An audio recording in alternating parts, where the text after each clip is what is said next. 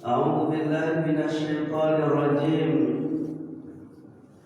يا أيها الذين آمنوا اتقوا الله وقولوا قولا سديدا يصلح لكم أعمالكم ويغفر لكم ذنوبكم وما يطع الله ورسوله فقد فاز فوزا عظيما. أما فإن أصدق الحديث كتاب الله وخير الهدى هدى محمد صلى الله عليه وسلم وشر الأمور محدثاتها وكل محدثة بدعة وكل بدعة ضلالة وكل ضلالة في النار. Allahumma arhamna bil Quran. Ma'asyiral muslimin, calon-calon penghuni surganya Allah, jamaah Masjid Muhajirin yang semoga Allah senantiasa berkahi dan Allah cintai, amin ya rabbal alamin. Kemudian bersalawat kepada Rasulullah SAW. Allahumma sholli ala Muhammad wa ala ali Muhammad. Semoga kita semuanya, Bapak Ibu yang hadir pada kesempatan subuh yang sangat mulia ini, kita masih selalu istiqomah untuk menjalankan syariatnya Rasulullah SAW, ajarnya beliau, sunnah-sunnahnya beliau, dan semoga kelak di yaumul mahsyar mudah-mudahan kita semuanya sama masuk surga bersama beliau dan mendapatkan syafaatnya dari beliau, amin ya rabbal alamin. Ma'asyiral muslimin rahimani wa rahimakumullah. Kita akan membahas dua ayat di dalam Al-Qur'anul Karim, yaitu termaktub di dalam surat Ibrahim di ayat 24 dan di ayat 25. A'udzu billahi minasyaitonir rajim.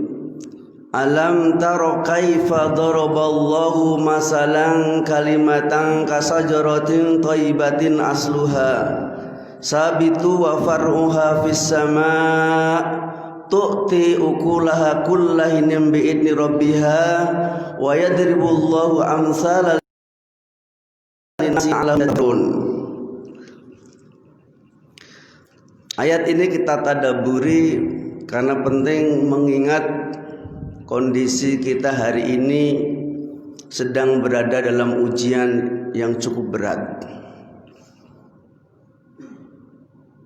Ujian itu bukan hanya sekedar persoalan-persoalan yang kita lihat, gunung meletus,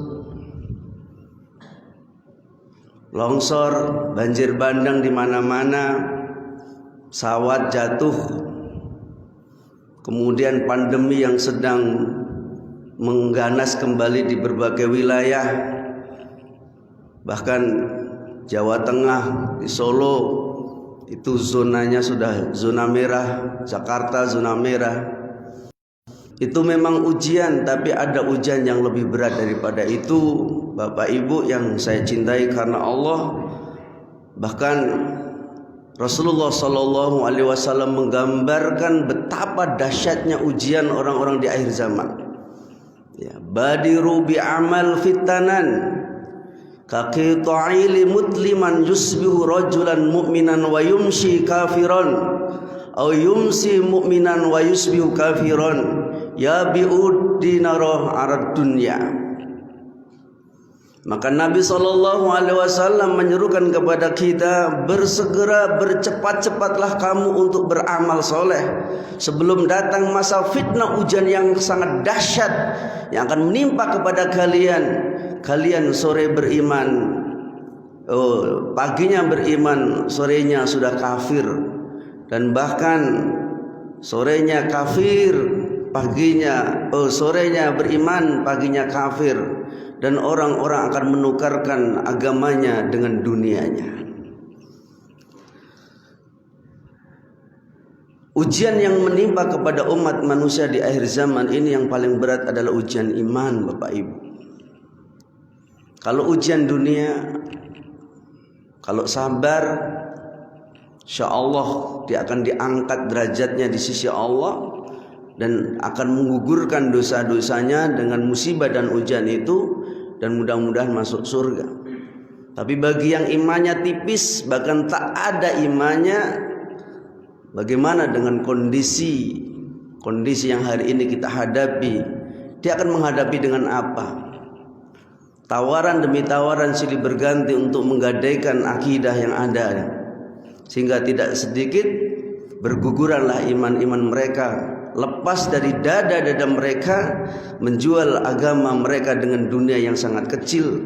Mereka celaka dunia dan celaka akhirat selamanya. Na'udzubillahi min dzalik. Ma'asyiral muslimin, mari kita sejenak hayati betul ayat yang saya bacakan tadi di surat Ibrahim di ayat 24 dan di ayat 25. Alam taro kaifa daraballahu masalan kalimatan kasajaratin thayyibatin asluha. Tidakkah kamu memperhatikan bagaimana Allah membuat perumpamaan kalimat yang baik seperti pohon yang baik.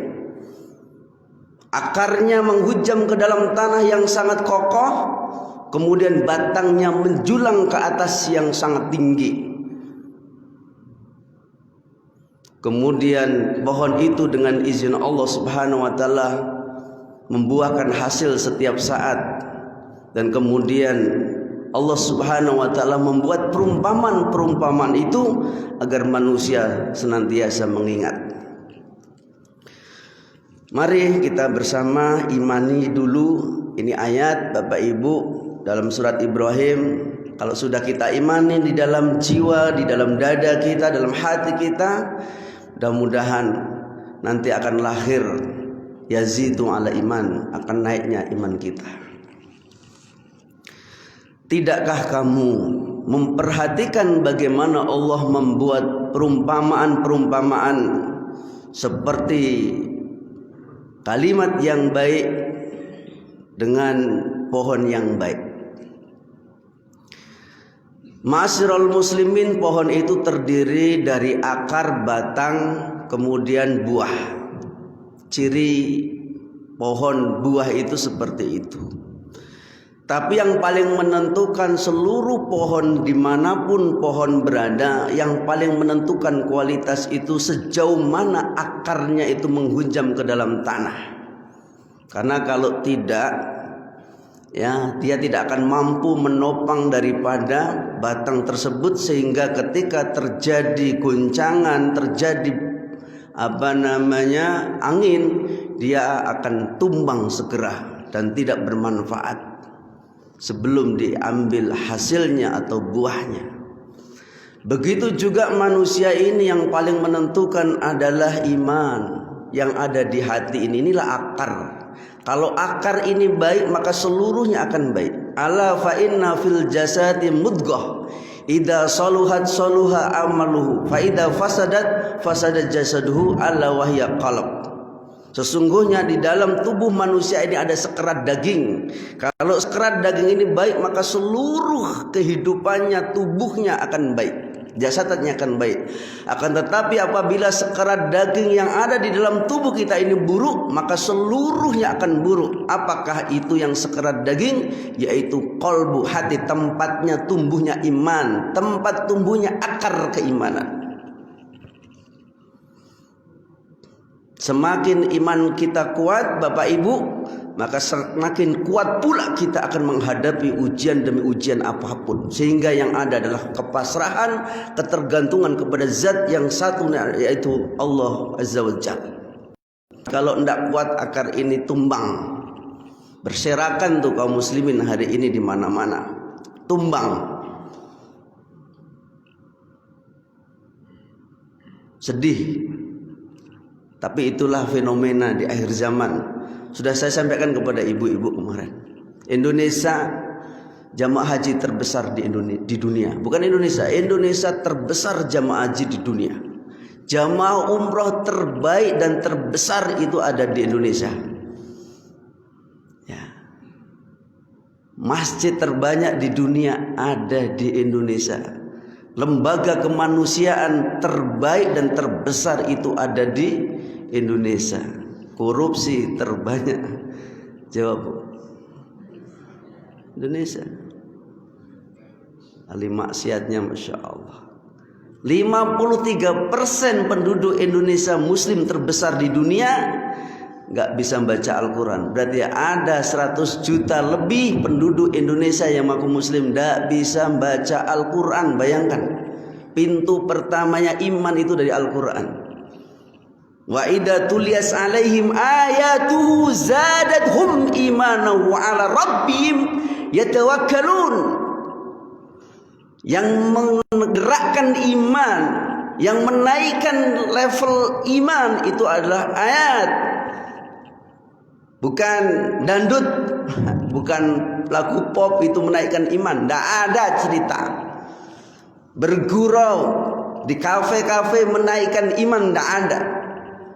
Yang menaikkan iman ada idza tuliyas alaihim ayat-ayat Allah, Al-Qur'anul Karim.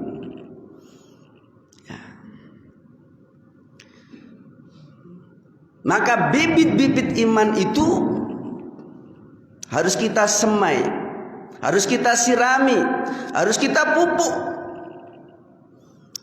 Sebagai seorang muslim kita sudah mengaku Islam, berarti ada bibit baik sebetulnya. Bibit yang baik itu akan diapakan? Kalau dibiarkan dia akan punah, gersang, mati. Itulah tumbuh-tumbuhan. Sama dengan iman yang ada sebagai seorang muslim yang ada ini, kalau dibiarkan yang akan menempati adalah hawa nafsu, syahwat.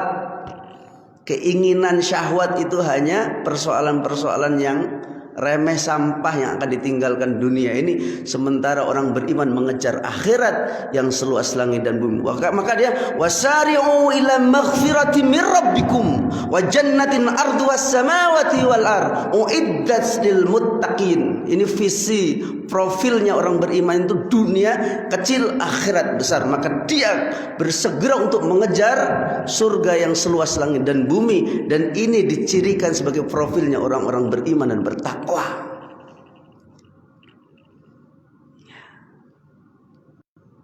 Maka iman itu ada qaulul amal, qaulul qalb, ya, qaulul qalb wa amalul qalb. Ada qaulul lisan wa amalul lisan, wa ada amalul jawarih. Saya ingin terangkan yang batin. Ini penting karena ini unsur pertamanya. Jadi bangunan ini kalau pondasinya rapuh, maka akan rapuh seluruh bangunan yang ada di atasnya. Ya, betul itu. Sama rumah tangga itu, kalau pondasi agamanya itu jelek, maka tangga jangan berharap menjadi rumah tangga yang sakinah mawadah, karena dibangun berdasarkan bukan dari agama, tapi dibangun bukan dari iman, tapi dibangun dari dunia dan kecantikan. Maka rumah tangga itu cuma hanya sekedar rumah tangga yang membangun rumah, punya kendaraan, kemudian rumah tangga yang hanya bisa punya ya kehidupan, tapi sebetulnya mereka sedang mimpi yang buruk. Kenapa? Keluarganya tidak dibangun berdasarkan visi besarnya untuk bertemu di surga. Sehingga banyak orang-orang yang hari ini rumah tangga tertipu sebetulnya. Ya, karena apa? Hari demi hari yang dibahas adalah dunia. Tidak pernah membahas tentang akhirat. Tidak pernah mereka berbicara tentang masuk surga bersama-sama. Yang dia bahas nanti kamu di mana. Ya, kalau kamu sudah begini, keberhasilan selalu diukur dari materi. Tidak pernah mereka membahas keberhasilan itu dibahas dari sisi akhirat.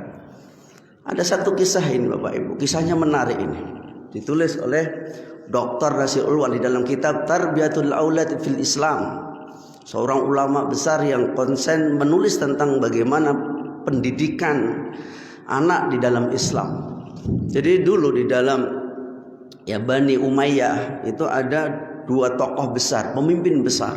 Satu Abdul Malik bin Marwan, satu Abdul Aziz bin Umar bin Abdul Aziz.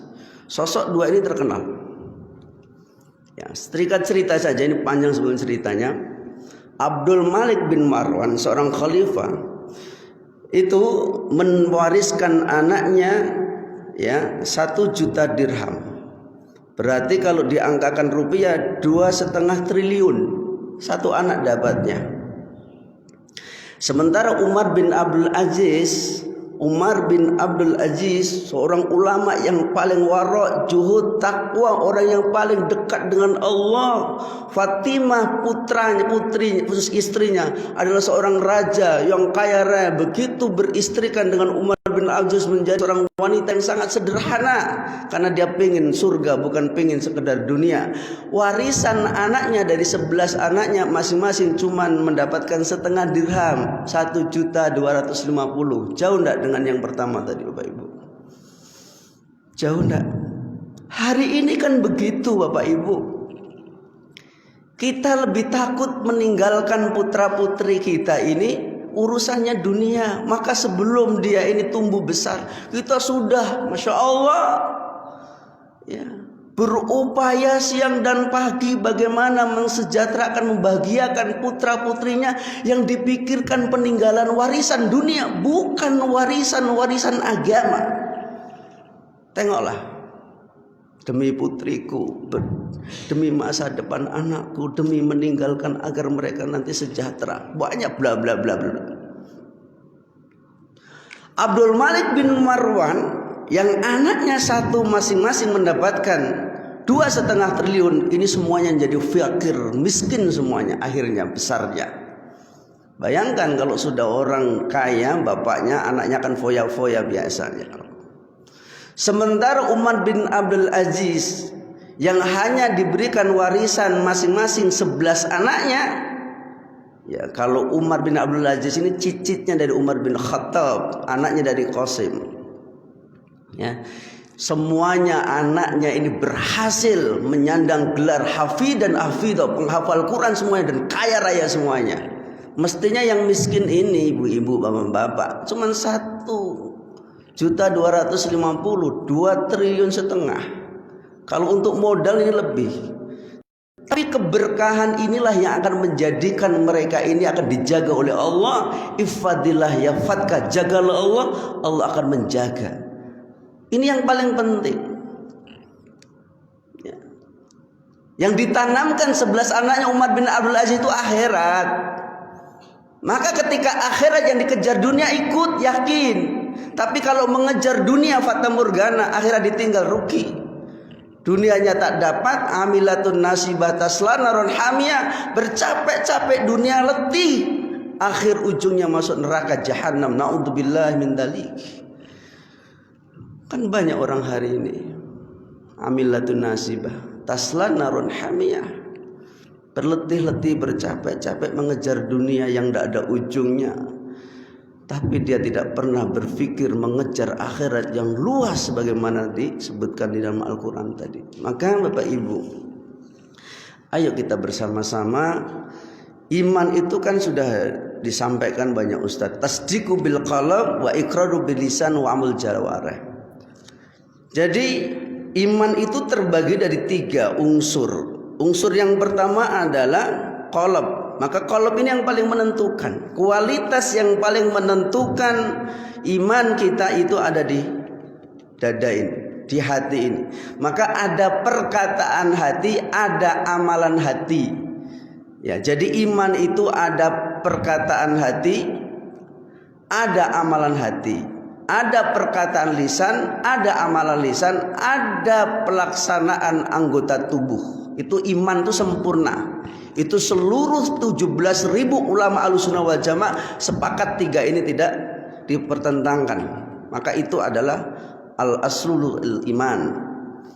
Apa yang dikatakan qaulul qalb, perkataan hati, tasdik. Tasdik itu membenarkan. Apa yang dibenarkan? Seluruh berita dari langit yang termaktub di dalam Al-Quran.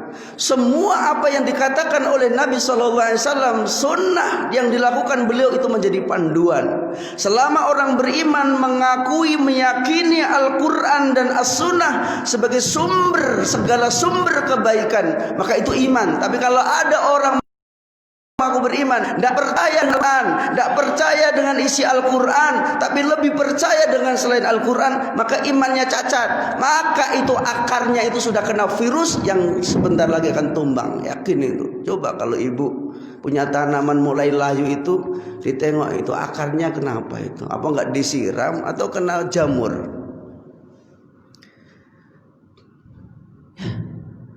Masa dikit-dikit kata ini Al-Quran enggak, kata ini saya lebih yakin dengan ini daripada ini. Kacau.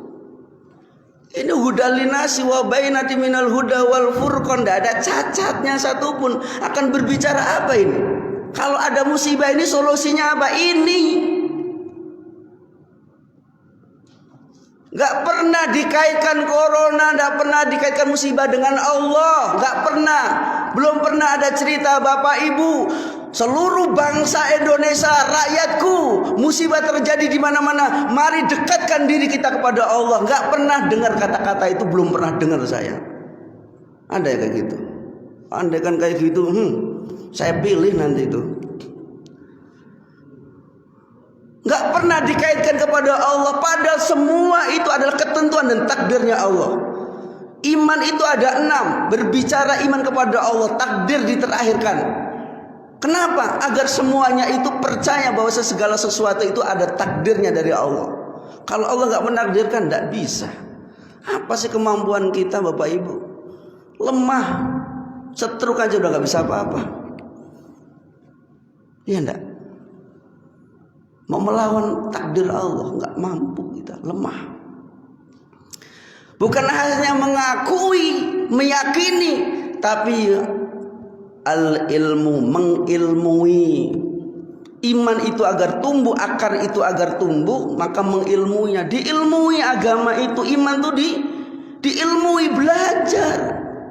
Fa'lam annallahu la ilaha illallah. Ketahuilah, berarti berilmulah dulu. Nah, begitu loh. Belajar Islam itu diilmui. Kenapa sahabat itu dulunya adalah manusia-manusia yang nggak ada manfaatnya? Kalau orang nggak ada iman tuh nggak ada manfaatnya. Bapak Ibu, apa yang dimanfaatkan? Apa kalau kita ini menanam pohon tumbuh tapi nggak ada hasilnya, buah nggak pernah? Orang tuh kalau nggak ada beriman, nggak ada manfaatnya. Apa sih manfaatnya? Paling jadi pegawai di kantor cuma berapa tahun, itu pun korupsi, menjengkelkan. Artis-artis yang goyang-goyang itu, wanita-wanita yang mengeluarkan auratnya itu yang menjadi ukurannya. Kalau nggak ada iman, dunia aja itu. Nanti di akhirat dia dicelupkan di neraka itu kok. Ayatnya sudah jelas. Iman inilah yang akan menentukan kehidupan akhir kita. Maka ketika kita disemai oleh Allah, diberikan iman ini, dijaga, disemai terus agar iman itu terus terjaga. Masya Allah, man amila sholihan min dzakarin aw unsa wa huwa mu'min falanuhi hayatan thayyibah. Barang siapa yang beriman kepada Allah, laki-laki dan perempuan, iman dia, beramal karena iman tadi, maka Allah akan berikan kebaikan dia, kebaikan. Ucapannya baik, pergaulannya baik, suami istri baik, pendidikan anaknya baik, muamalahnya baik, hartanya halal. Insya Allah itu iman. Kalau nggak ada iman, yang dibawa pulang harta yang haram. Pendidikan anak bukan pendidikan akhirat. Rusak semuanya. Anaknya keluar di malam minggu terserah, nggak pakai jilbab, mengumbar aurat terserah. Kenapa? Bapak ibunya nggak ada iman. Ketika tidak ada iman, maka dia tidak akan mendidik dengan cara iman, tapi mendidiknya cara hawa nafsu. Bentak-bentak, goblok, bodoh. Anaknya digoblok, anaknya dibodoh-bodohkan. Dasar tolol kamu, anak kambing kamu, anak kambing. Berarti bapaknya kambing sama ibunya itu. Ya kan begitu, kita sering dengarkan bahasa-bahasa itu akrab di telinga. Di mana coba membimbing anak akan menjadi qurratul ayun, anak soleh dan soleh, caranya sudah keluar dari nilai-nilai Islam. Pokoknya kalau nggak menggunakan Islam tidak baik. Karena Islam ini panduan, Al-Quran panduan, Sunnah panduan, jelas panduannya dan berhasil gitu loh. Mau melihat jamaah coba, Rasul dalam waktu yang sangat singkat 23 meluluskan 140 ribu sahabat terbaik di muka bumi. Tidak akan terulang sepanjang masa, tidak akan terulang kembali manusia terbaik. Disebutkan oleh Allah kuntum khaira ummah, itu maksudnya sahabat. Sebaik-baik umat itu adalah sahabat Nabi Muhammad SAW. Hatinya ini disentuh pertama kali. Yang dulu hatinya tidak kenal Allah, disentuh iman, ditarbiyah, dididik imannya ini. Sehingga ketika imannya ada, insya Allah Umar, siapa macam-macam aku sembelih kau. Begitu hebat. Ya, Mu'ad bin Afra dan Mu'ad bin Jamu, anak 13 dan 14 tahun, iman tumbuh besar, dididik di atas iman. Tanya sama Mu'ad bin Jabal, ya paman, mana namanya Abu Jahal itu? Tuh, Abu Jahal itu gembong kafir Quraisy. Ada apa urusan kamu dengan Abu Jahal? Akan aku tebas lehernya dia itu, karena dia telah menyakiti Rasul Muhammad SAW, kekasih saya.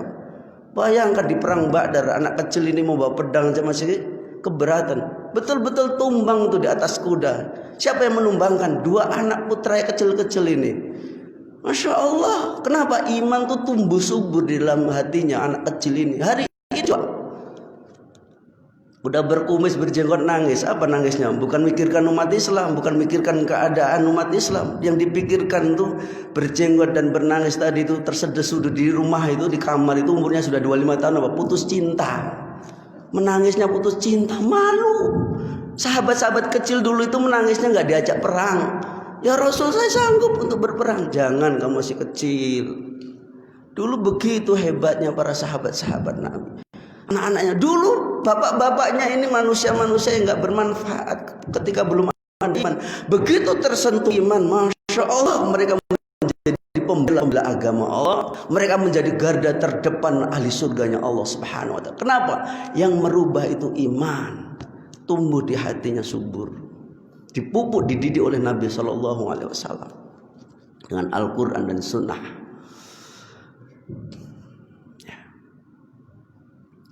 Wa ma'rifah, kemudian tasdik al-ilmu, qaul tadi ma'rifah, mengetahui, diketahui betul, dipelajari sungguh-sungguh. Agama ini harus ada porsinya untuk belajar sungguh-sungguh. Bila perlu kita koleksi Ibnu Katsir, fikih wanita, sirah nabawiyah. Di rumah kita tuh kalau ada buku satu-satu, hadis Bukhari satu, sambil daripada ngalamun. Sekarang Masya Allah waktunya dibuka HP itu berapa jam gitu loh. Sedih saya melihat sekarang. Nenek-nenek pegangnya HP Android, cuma sambil senyum-senyum. Padahal kematian maut sudah mendekatinya gitu loh. Tapi sibuk dengan HP. Coba kalau kita konsen lah, 1 tahun itu kita bisa membaca 50 buku saja, itu luar biasa, dapat ilmu banyak. Orang pengen, coba gini lah Bu, Bapak Ibu, gini. Kita punya kendaraan baru, pasti ada panduan. Ada enggak panduan untuk menggunakan kendaraan itu? Ada. Cara menghidupkan sen di mana, semuanya ada itu panduannya. Sehingga ketika kita mengendarai mobil itu, kita sudah baca panduan. Di jalan-jalan juga ada rambu-rambu lalu lintas agar semua itu menyelamatkan. Lah kita umat Islam akan kembali kepada Allah, akan semua minta pertanggungjawaban. Panduannya Al-Quran dan Sunnah nggak dipakai panduannya, nggak pakai panduan hidupnya. Hawa nafsu, panduannya hawa nafsu. Di mana coba kalau panduannya hawa nafsu? Kan rusak. Panduannya ini Al-Quran dipelajari, diketahui, diamalkan. Cobalah, jangan pelit-pelit lah. Mungkin dia akan menjadi penghali surga. Kita gini aja lah mengaca, layakkah saya ini menjadi ahli surga dengan hidup saya seperti ini, dengan amal yang sedikit ini? Kalau layak enggak gitu loh. Kalau belum layak, yuk kita layakkan tahajudnya di mana. Itu dari ilmu. Kenapa kita sholat tahajud? Ada ilmunya. Ya, tambahkan nanti sholat duhanya, macam-macam, semua itu ada ilmu. Baik, kemudian ada amalul qalb. Ya. Tadi qaulul qalb asyhadu alla ilaha illallah. Itu nanti hati dulu, qaulul qalb. Sudah tasdik, wal ma'rifah mengetahui, wal ilmu kita mengilmui. Kemudian ada amalan hati. Apa ada amalan hati itu? Ini penting. Maka berangkat dari sinilah nanti akan kokoh batang iman itu, terpaan ujian apapun tidak akan menggoyahkan. Sama akar yang kuat, pohon yang kuat, tumbuh tinggi menjulang, badai apapun dia akan bisa. Sebagaimana pohon-pohon kelapa, bagaimana pohon-pohon kurma yang digambarkan oleh Nabi SAW, kokoh kuat, dengan terpan apapun dia nggak akan tumbang. Kenapa? Akarnya sudah kuat. Maka amalan hati itu satu niat. Apapun amal perbuatan kita ini kalau sudah salah di niat, salah semuanya Pak Ibu. Karena iman yang menentukan itu. Ya sholat, kenapa? Coba Ibu bacalah di dalam Al-Quran, tidak usah jauh-jauh, dari surah Al-Baqarah di pertama. Berbicara alif lam mim dalikal kitabul la raiba. Berbicara orang beriman bertakwa itu porsinya sedikit. Kemudian berbicara tentang orang kafir agak sedikit. Tapi berbicara orang munafik itu porsinya belasan ayat. Kenapa orang munafik itu menjadi salah satu di antaranya yang paling ditakutkan? Bahkan dia adalah asfal minan nar, keraknya neraka yang paling bawah itu diisi orang munafik. Itu cacatnya di mana? Sholat mungkin paling depan shopnya. Zakat mungkin zakat, sedekah, haji iya, umroh berulang-ulang, pecinya kemana pun tidak pernah lepas. Tapi cacatnya di iman. Kenapa? Allah mengatakan, Allah membongkar fi qulubihim maradun fazadahumullahu marado. Di dalam hatinya itu ada penyakit dan Allah tambah penyakitnya. Apa penyakitnya itu? Kalau berbuat itu niatnya bukan karena Allah, niatnya ingin dipuji, itu orang munafik. Kalau sudah begitu Pak, berat Pak, beramal itu kalau bukan pondasinya iman yang tadi niatnya karena Allah, capek. Hanya minta pujian manusia aja kemana-mana, kalau nggak dipuji nggak semangat dia berbuat tuh. Ngajian kalau nggak dipuji, sebut dulu namanya, baru semangat. Infak ditengok dulu, ada nggak kira-kira yang melihat saya? Ketika dibacakan Bapak Haji telah menyumbangkan semen ke masjid Muhajirin sebanyak 100. Oh saya, nah masa saya disebut, mantap nih. Hati-hati tuh, ujub tuh. Niatnya untuk apa itu? Kalau motivasi boleh, tapi kalau untuk niatnya dipuji, hati-hati. Habbaan mansura, nanti amal itu seperti debu yang ditebarkan, kosong. Hati-hati betul. Maka itu ada di iman, itu ada di sini. Niat, mahabbah, cinta. Makanya akarnya itu yang paling kuat. Biasanya pohon itu ada 3 itu kok. Satu ke sana, satu ke sana, satu baru akar kecil-kecil. 3 yang besar-besar itu menopang. Apa yang besar itu? 4 ya. Timur, barat, selatan, utara ya. 4 ini yang paling menentukan ya. Perhatikan itu. Ada an-niyah, al-mahabbah, ar-raja, al-khauf. 4. Baru nanti ada tawakal, ada sabar. Itu hati semua, isinya itu hati ya. Yang 4 tadi sudah sebutkan, niat, mahabbah, cinta. Kalau hati ini sudah tumbuh imannya baik, ada kecintaan, mengetahui tadi, mempelajari tadi ya, mengilmui tadi, meyakini tadi, maka tumbuh al-mahabbah, cinta. Ibu dulu kalau mau menikah sama istri, ibu kok menikah sama istri, bapak menikah sama istri, dikenali dulu itu ciri-ciri calonnya itu. Di mana tinggalnya, siapa anaknya. Ya Pak ya. Kan kalau sudah kenal dia, diketahui mana tempat tinggalnya, anaknya siapa, dipelajari betul sifat-sifatnya, rasa cinta akan datang dia ke orang tuanya. Ya mau cinta kepada Allah nggak tahu, di mana mau cinta.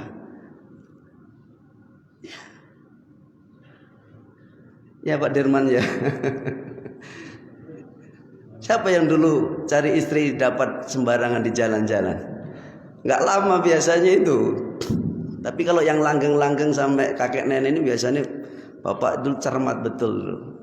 Setahun itu udah dipandang dari jauh, ini calonku ini. Mahabbah, kalau ada cinta, Masya Allah, kalau sudah cinta tumbuh di hati, akan menggerakkan seluruh potensi yang ada ini. Sholat tahajud mudah demi cintaku kepada Allah. Sedekah demi cintaku kepada Allah. Sholat berjamaah 5 waktu demi cintanya kepada Allah. Mendidik anak agar menjadi ahli surganya Allah, cintanya kepada Allah. Ujungnya kalau udah cinta, maka dia pengorbanannya semakin besar. Jangankan cuma sholat tahajud, nyawaku taruhannya demi membela agamamu ya Allah, demi cintaku kepada Allah. Para sahabat itu begitu semuanya. Rasul begitu, saya harus selalu terdepan ya Rasul. Nah, begitu, cinta, akarnya kuat cinta ini. Ya. Kemudian al-khauf, takut. Kalau sudah mengetahui, sudah mempelajari, mengilmui, itu timbul rasa khauf, takut kepada Allah. Hati, ya amalan hati itu takut. Kenapa kita takut itu di mana? Ciri takut itu apa? Matanya berkedip-kedip, rambutnya semakin enggak. Takut itu ada di sini. Semakin takut dengan mengetahui, mengilmui, ya, meyakini tadi ada rasa Masya Allah neraka ternyata ada. Beritanya dari mana? Allah. Cirinya di mana? Telah disampaikan oleh Nabi, kedalamannya 7.000 tahun. Kalau Allah oleh manusia ya menjatuhkan benda dari atas sampai ke bawah, itu sampai ke bawah butuh 7.000 tahun. Padahal kedalaman neraka. Inna yauman inda rabbika ka'alfin ya mimma ta'udun. Satu hari di neraka itu sama dengan 1.000 tahun di dunia. Bayangkan itu lamanya seperti apa. Dan itu khalidina fiha abadan, mereka kekal abadi selamanya, nggak ada batasnya. Bayangkan, nggak sampai kita memikirkan khalidina fiha abad itu nggak sampai. Selamanya nggak ada lagi batas. Kalau kita ini ada batasnya, nampak hidup di dunia ini batasnya mati.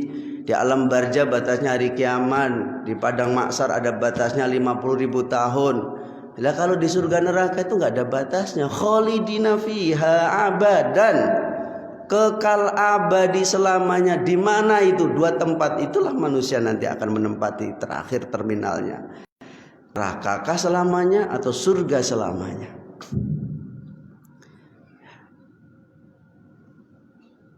Maka takut dengan berita-berita, oh, takut jangan-jangan amal kita tidak diterima, ujub, riya. Ya Allah, andaikan dari 1.000 doa 1 saja dikabulkan, menjadi pemenang kita. Rasa, ya Allah, jangan-jangan amalku yang sedikit ini Engkau tolak gara-gara saya telah begini dan begini. Maka ya Allah, aku mohon, berharap akhirnya. Akar yang 4 yang besar itu berharap, ada pengharapan kepada Allah. Ar-raja, ya Allah, aku mohon kepadamu ya Allah. Kiranya ya Allah Engkau menghukum saya, maka pastilah kami adalah orang-orang yang paling berhak Engkau hukum karena kami banyak dosa. Maka Rabbana dzalamna anfusana wa illam taghfir lana wa tarhamna lanakunanna minal khasirin. Ya Allah, aku telah menganiaya diriku dengan kezaliman, dosa demi dosa. Andaikan Engkau tidak mengampuni dosaku ya Allah, sungguh aku menjadi orang yang paling merugi. Memintalah kepada Allah, itu solusinya. Berharap. Akar 3 ini harus kuat dulu.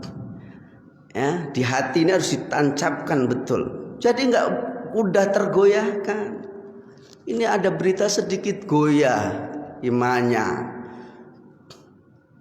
Di pasar dia enjoy, ya begitu mau masuk masjid hati-hati, di masjid itu banyak coronavirus, jangan dulu ke masjid.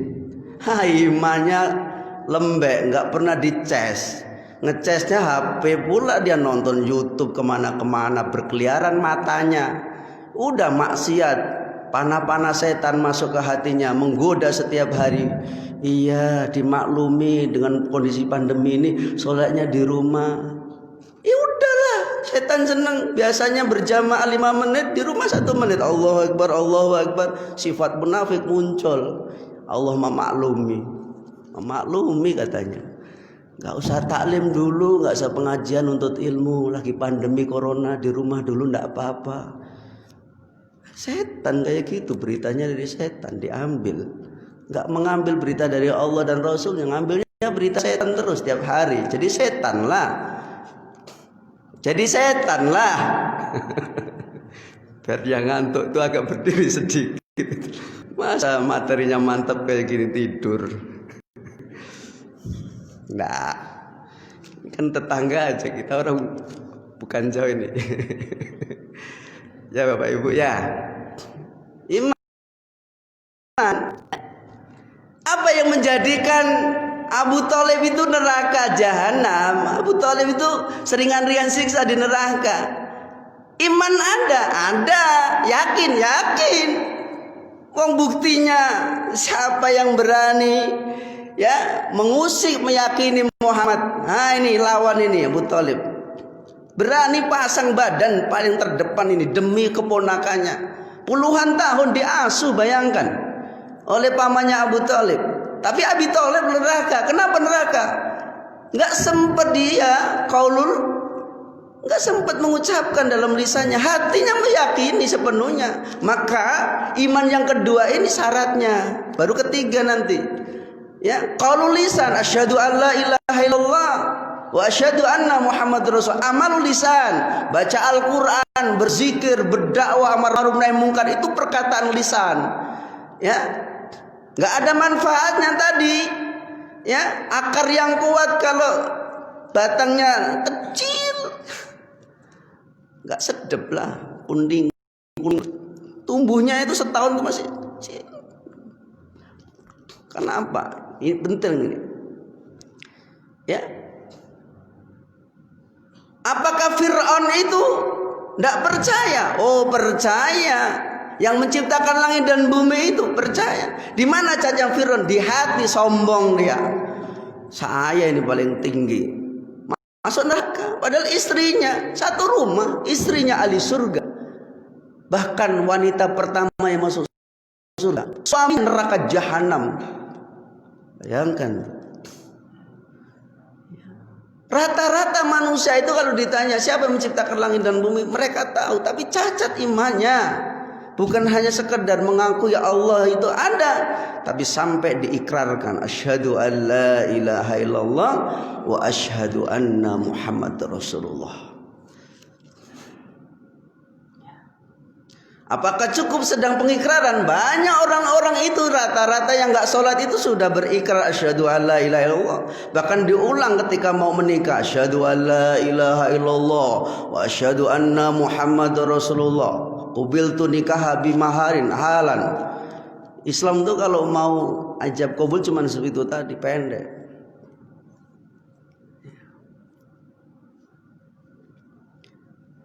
Sampai yang ketiga syaratnya, batangnya agar kuat, nanti agar buahnya ranum segar, masak setiap saat bisa dipanen. Batang yang menentukan itu adalah amal soleh, dibangun akar yang kuat, tumbuh dalam hati iman yang mantap, ada tawakal, ada roja, ada pengharapan, ada takut, mahabbah, niat, sabar, ikhtiar, semuanya itu adalah hati, iman. Ya, iman yang kuat melahirkan amalan yang baik. Maka amalul jawareh dilaksanakan dengan anggota tubuh. Salat itu anggota tubuh. Iman yang mantap maka salatnya mantap, khusyuk. Maka ciri-cirinya iman yang bagus itu adalah salatnya khusyuk. Qad aflahal mu'minun alladzina hum fi salatihim khashi'un. Orang-orang beriman yang beruntung itu kalau salatnya khusyuk. Walladzina hum 'anil lahwi mu'ridun. Orang beriman ciri akar yang kuat itu dia menjauhkan dari perkataan dan perbuatan dari yang sia-sia. Lahun, tinggalkan itu perkataan yang enggak bermanfaat, ya, perbuatan yang tidak bermanfaat tinggalkan. Ukurannya takut, kalau saya bawa ini harta ini kira-kira Allah ridho enggak ini enggak halal ini, sementara saya butuh ini. Istri saya sudah menanti-nanti ini mau belanja ini saya bawa ndak ini. 7 juta halal, 3 juta haram, 10 juta. Saya bawa ndak ini? Iman mengatakan jangan. Allah mengawasi, ma'rifatullah hadir di iman kita, ma'rifatullah. Dimanapun saja berada kamu diawasi oleh Allah, gerak-gerik kamu dimonitor oleh Allah, semua akan dipertanggungjawabkan oleh Allah dan semua dicatat oleh Allah dengan rapi. Takut, tinggalkan yang 3 juta haram. Nggak ada iman, embat aja, jangan 7 juta. 17 miliar pun diembat punya rakyat. Tak siapa itu orangnya itu? Dasar kau. Mulai kasar juga ini setelah di Pekanbaru. Kan orang Jawa saya, Solo. Ada kau pula. Mohon maaf sekali, mohon maaf. Ini emosionalnya sedang meledak-ledak untuk menyemangati. Kan iya kan? Sekarang baju oranye itu, Pak, rompi oranye seragam itu, dada, geram betul. Rakyat menjerit, mencekik kayak gini pula dada. Orang di penjara, orang korupsi itu sekarang bukan sebuah aib, senang kawannya banyak, bisa main domino bareng. Ya Allah, ya Rabbi, bangsaku mayoritas umat Islam terbesar dunia keadaan seperti ini. Prihatin kita sebetulnya. Imannya sudah pada lepas. Ya Allah, suami nggak ada iman tuh selingkuh di mana-mana itu. Istri nggak ada iman tuh kerjaannya entah kemana-mana. Anak nggak ada iman dah, tidurnya di mana. Insya Allah, kalau udah nggak ada iman tuh ya Allah, di kantor rusak, di rumah tangga rusak, di perdagangan. Jangankan dagang-dagang yang besar, jambu yang itu aja merusak. Imannya itu karena rusak. Jual buah itu, saya itu sering tertipu. 1 kilo betul Bu, betul. Berani diminta tanggung jawab oleh Allah, betul. Sampai di rumah ditimbang 10 gram, udah sumpah-sumpah. Itu pedagang-pedagang yang cuman labanya 1.000, tapi ikrarnya itu udah sumpah-sumpahnya demi Allah. Ya Allah. Kenapa? Imannya sudah cacat. Kalau iman sudah cacat semua. Tadi kalau sudah cacat di dalam hati itu cacat, perkataannya cacat, bertetangga cacat, kalau bermuamalah cacat, semuanya cacat. Kenapa? Enggak dituntun, enggak dibimbing oleh iman. Tapi kalau ada iman, rem itu ada. Takut, jangan kamu. Enggak boleh ya. Membentak anak jangan, enggak boleh orang tua kok membentak anak. Anak itu enggak boleh dibentak, disayang. Ya Allah, kalau kita belajar pendidikan Nabi, ya Allah, Nabi itu betapa lembutnya bermain-main dengan anak-anak, asik gitu loh. Kita bermain-main sama anak nggak pernah, cuman yang keluar. Jadi gini, jadi kalau ada suami pulang, kok istri takut, anak takut, nggak tahu lah itu namanya suami apa itu. Tapi kalau suami pergi, kok istrinya senang sama anaknya senang, pertanda suami ini apa nih? Kok menakutkan gitu loh. Suami itu kan pengayom, suami itu pembimbing, suami itu menyenangkan, harmonis. Tapi kok ada suami justru rumah tangga, rumah itu keadaannya kayak ada hantu gitu loh. Menakutkan itu. Anak itu mau gerak saja takut. Kenapa? Insya Allah. Bahkan saya besok nanti mau berangkat ke Ukui sama ke mana, ke Belilas, nanti berangkat mengadakan parenting. Judulnya ayah yang bisu. Ayah bisu. Banyak ayah bisu hari ini. Kalau di luar tidak bisu, tapi kalau dalam rumah bisu. Gak pernah memberikan nasihat anak, gak beri nasihat istri. Tapi kalau di kedai kopi itu paling pinter ngomong, dibuat-buat kalau ngomong. Begitu sampai rumah bisu. Ini banyak nanti kita akan bedah itu. Orang tua bisu. Ada yang kayak gini, bisu. Melihat kemungkaran itu bisu. Anaknya nggak sholat bisu. Ya, anaknya nggak bisa baca Al-Quran bisu. Ini kan ngeri kalau ada ayah bisu. Gimana kalau udah bisu? Bingung lah bisu. Baik, Pak Ibu, Batangnya tadi adalah amal soleh. Amal soleh itu ya sholat, puasa, ini anggota tubuh. Zakat, mengeluarkan zakat. Iman tumbuh bagus, keluarkan zakat. Sholatnya khusyuk, jauh dari kemaksiatan, jauh dari perzinahan. Amanah orangnya, menepati janji dia. Insya Allah ya. Sholat duhanya tidak pernah tinggal, puasa Senin Kemisnya nggak pernah tinggal. Insya Allah. Kalau yang kayak gini, kulu, ya insya Allah akan buahnya itu akan bisa dinikmati setiap saat. Dia menikmati, orang lain pun menikmati, senang. Bapak Ibu melihat di sebelah kanan kiri kita ini ada buah yang lebat, pasti semuanya akan mengintar. Ya Allah, mangganya lebat banget ya, nampak kali, senang ya. Duriannya masya Allah, buahnya. Coba kalau ibu-ibu melihat pohon yang lebat buahnya, pasti akan komentar. Senang melihat warnanya merah, ranum, kuning, senang. Begitu orang beriman ketika ditanam hatinya dengan iman, amalnya bagus, perkataannya bagus, jujur. Kalau bertetangga menjadi tetangga yang baik. Ya, khairun nasi anfaulin nas, baik-baik manusia yang bermanfaat bagi manusia yang lain. Itu adalah sifat beriman. Ya Masya Allah, semuanya akan baik.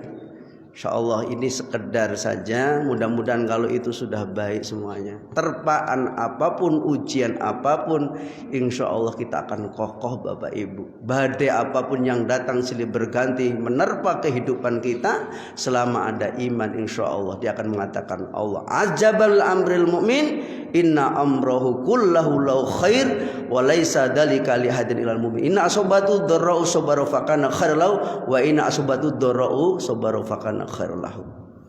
Keadaan orang beriman sangat menakjubkan apabila, dan semua itu adalah hasilnya baik. Apabila dia diberikan nikmat, dia bersyukur menjadi kebaikan. Apabila ditimpa musibah, sabar dengan musibah, itu menjadi kebaikan. Jadi enggak ada masalah. Baik, itu yang bisa kami sampaikan. Karena waktu sholat Isra sudah belum masuk ya, 5 menit lagi. Satu lagi lah kalau ada yang mau nanyakan apa. Ini panjang, kalau diteruskan pun panjang materi kita ini. Ada yang mau tanya atau cukup Bapak Ibu? Ya, baik, kalau sudah cukup, mari imun kita tambah. Imun itu hanya ada di iman. Ketika imun bagus, maka insya Allah kita akan mampu menghalau virus-virus apapun ya. Virus kesyirikan, virus khurafat, virus tahayul, virus bid'ah. Bukan hanya virus corona, yang jauh lebih itu virus syirik yang paling mengerikan itu, karena itu akibatnya fatal. Kalau corona itu udah anggap aja nggak ada gitulah. Pakai masker ya, kemudian jaga jarak, masukkan dalam pemikiran kita corona ndak ada. Jadi kita agak, tapi kalau corona sama tetangga itu corona. Saya sakit tipes saja, ada yang menginformasikan, jangan ke rumah Ustadz dulu, Ustadz lagi kena virus corona. Aduh, saya bilang, kejam kali kau Pak, saya bilang. Enggak nengok, enggak apa-apa lah, tapi jangan gitulah gitu loh. Saya tipes bukan corona, diisukan corona. Sampai terbawa kemana-mana beritanya.